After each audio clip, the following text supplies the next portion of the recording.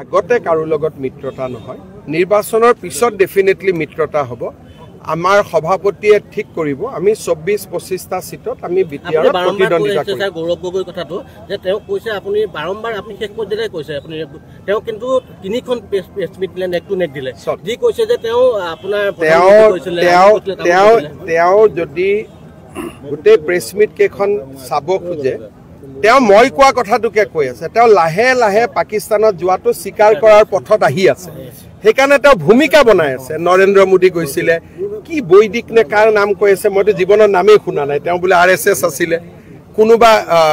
আদৱানীজীৰ visitor কথা কৈছে এনেকে তেওঁ নিজৰ ভিজিটটো জাষ্টিফাই কৰিব খুজি আছে যোৱাকালি গোটেই দিনটো তেওঁৰ প্ৰেছ কনফাৰেন্সখনৰ লক্ষ্য হ'ল যে আৰু 6-7 দিনৰ মূৰত তেওঁ কৈ দিব যে মোদীও গৈছিল ময়ো গৈছো সেইটোৰ ফালে তেওঁ বস্তুটো লৈ গৈ আছে আৰু তেওঁ একেদিন এটা প্ৰাইভেট ফাৰ্মো নিযুক্ত কৰিছে তেওঁ এটা মিডিয়া ফাৰ্ম এটা নিযুক্তি কৰিছে তেওঁ পৰামৰ্শ দিবৰ কাৰণে নামটো মোৰ লগত আছে গতিকে এইবিলাক থাকিলেও কি তাৰো দুটা মোৰ লগতে আহি পৰেগৈ গতিকে একেদিন তেওঁ আণ্ডাৰ গাইডেন্স তেওঁ এটা পটভূমি বনাই আছে স্বীকাৰোক্তিৰ পথলৈকে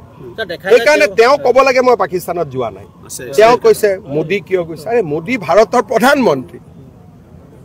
আজি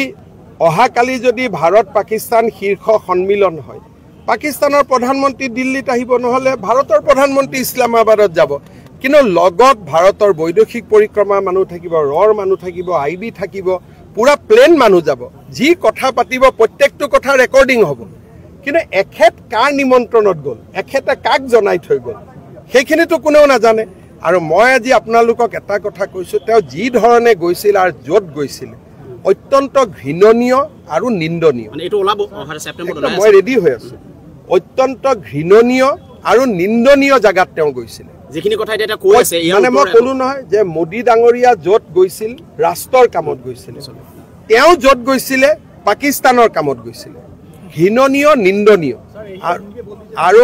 তেওঁ লোকসভাত যিবিলাক প্ৰশ্ন তাৰ পিছত কৰিছিলে আপোনালোকে শুনিলে আপোনালোকৰ গাৰ নোম শিয়ৰি যাব তেওঁ ৰাফেলৰ বিৰোধিতা কৰিছিল S-400ৰ বিৰোধিতা কৰিছিলে নিউক্লিয়াৰ ৱেপন ক'ত থাকে তেওঁ জানিব চেষ্টা কৰিছিলে কোষ্ট গাৰ্ডৰ যিটো ৰাস্তাৰে কাছা বাহিছিল সেই ৰাস্তাটোত নতুনকৈ কিমান সিকিউৰিটি হৈছে সেইবিলাক জানিবলৈ চেষ্টা কৰিছিলে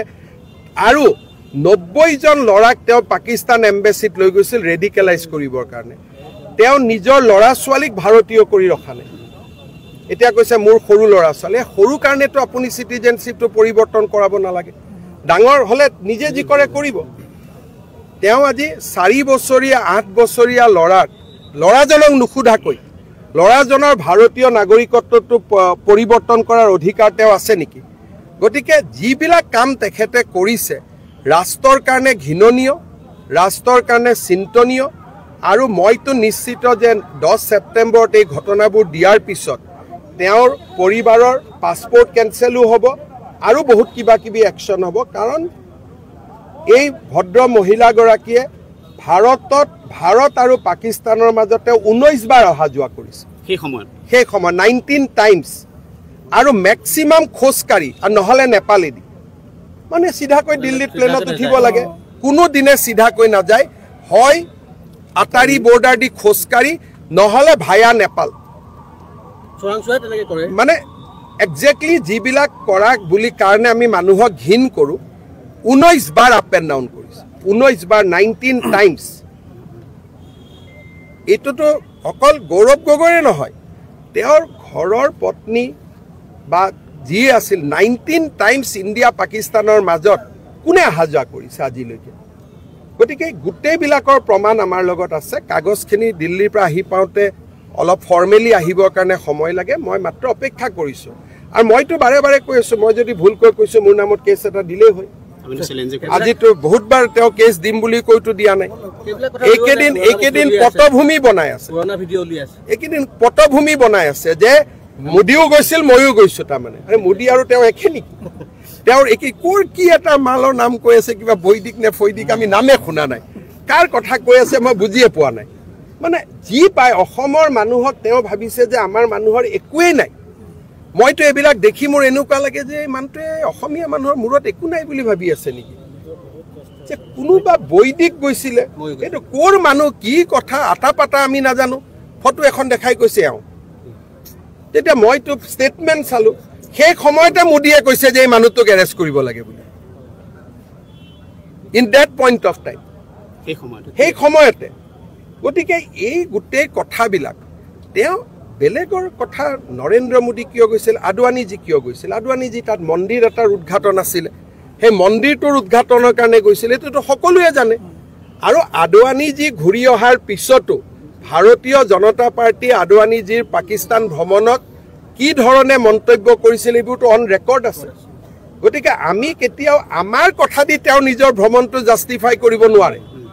আমি এইবিলাকৰ ওপৰত। এতিয়া মোক কৈছে বাংলাদেশ কিয় গৈছে? বাংলাদেশ আমাৰ মৈত্ৰী ৰাষ্ট্ৰ আছিল। নুমলীগড়ৰ তেল আমি বাংলাদেশত বিক্ৰী কৰোঁ, আজিও পাইপলাইন গৈছে। আৰু মই লুকাই যোৱা নাই নহয়, মই সোণোৱাল ডাঙৰীয়াৰ অনুমতি লৈ গৈছোঁ, পাৰ্মিশ্যন লৈ গৈছোঁ। তেওঁ মোক এডভান্টেজ আছামোৱানত পঠাইছে, আৰু এইখন আমাৰ বন্ধু ৰাষ্ট্ৰ আছিল। এতিয়া যদি মোক কালি কয়, কালি পৰহি ধৰক ভূটান আমাৰ কিবা কাৰণত শত্ৰু হৈ গ'ল,